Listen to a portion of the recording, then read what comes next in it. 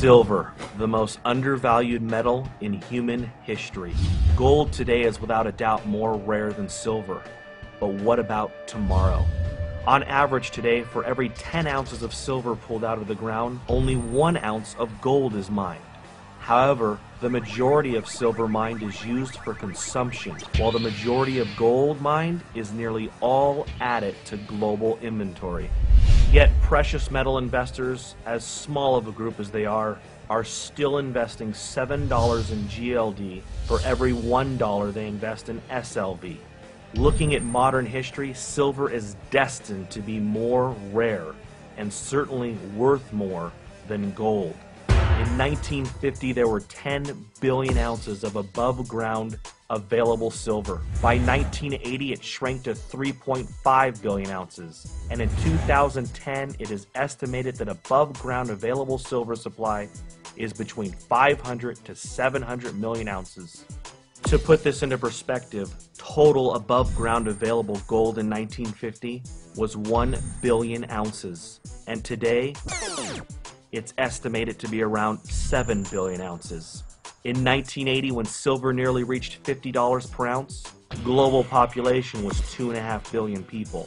Global GDP was $10 trillion, and China had the 11th largest economy. Today, global population is near 7 billion people. Global GDP, $60 trillion, and China is now the second largest economy. So the population since 1980 is up 176%. Global GDP is up 500%.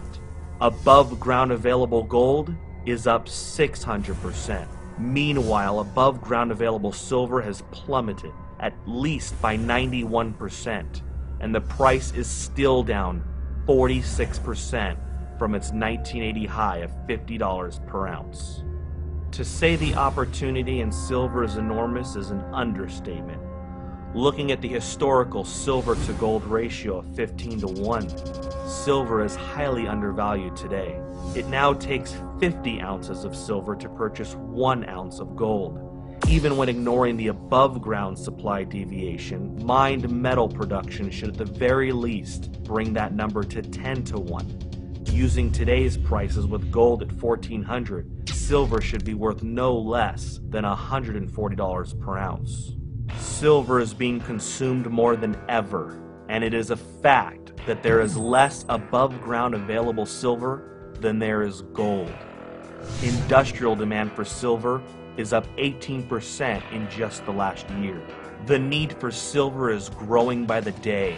Silver is being consumed and used for bandages for wound care, batteries, brazing, soldering, Cadillac converters, cell phones, computers, satellites, high-tech weaponry, lasers, digital technology, clothing, electronic circuit boards, ink, solar cells, water purification, wood treatment, antennas, RFID chips, freeway toll transponders, passports, and the list goes on. From 1990 to 2000, nearly 2 billion ounces of above-ground available silver disappeared to consumption. Yet industrial demand for silver was only 35% by the year 2000. Today, it's 54%. And looking at the new uses for silver, the silver production deficit will only widen.